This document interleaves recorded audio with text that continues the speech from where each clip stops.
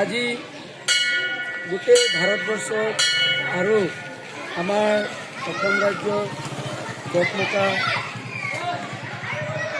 ৰাইজে সহযোগিতাত গড়মুকা দুৰ্গাবাৰী মন্দিৰত আমি বৃহৎ পৰিমাণে হনুমান জয়ন্তী উপলক্ষে হনুমান জয়ন্তী পূজা পাৰ্বণ হয়, ৰাম উৎসৱ হয়, ৰামায়ণ পাঠ হয়, 24 ঘণ্টা ৰামায়ণ পাঠ হৈছে।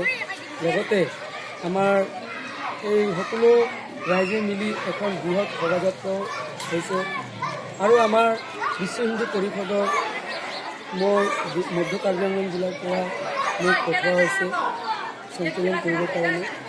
এই চামালাংচু প্ৰখণ্ডৰ মধ্য কাৰ্বি আংলং জিলাৰ উত্তৰ পূৰ্ব প্ৰান্তৰ বিশ্ব হিন্দু পৰিষদ, উত্তৰ পূৰ্ব প্ৰান্তৰ মধ্য কাৰ্বি আংলং জিলা আৰু চামালাংচু প্ৰখণ্ডৰ সৌজন্যত এই হনুমান মন্দিৰৰ হনুমান জয়ন্তী আৰু ৰাম উৎসৱ প্ৰখণ্ডৰ সৌজন্যত উদযাপন কৰা হয়।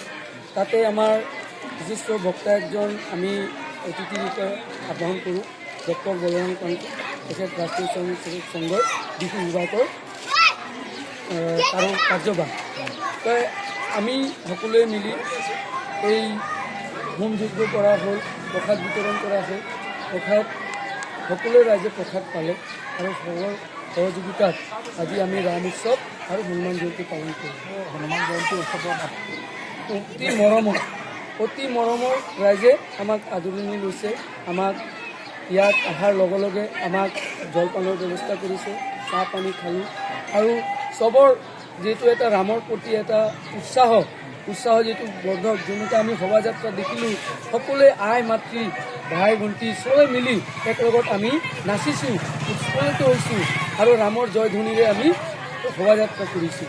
আৰু সকলোৱে আমি প্ৰশাসনকো আমি ধন্যবাদ দিওঁ যে প্ৰশাসনেও আমাৰ লগত আহি সহযোগিতা কৰিলে আৰু সকলো ৰাইজক আমি আমাৰ বিশ্ব হিন্দু পৰিষদৰ যে ইয়াত প্ৰখণ্ডৰ লগত মিলি এই আয়োজন অতি সুস্বাস্থ্যৰে উঠাই লৈ গৈছে, তাৰ কাৰণে আমি অসংখ্য ধন্যবাদ আৰু কৃতাৰ্থ। জয় শ্ৰীৰাম।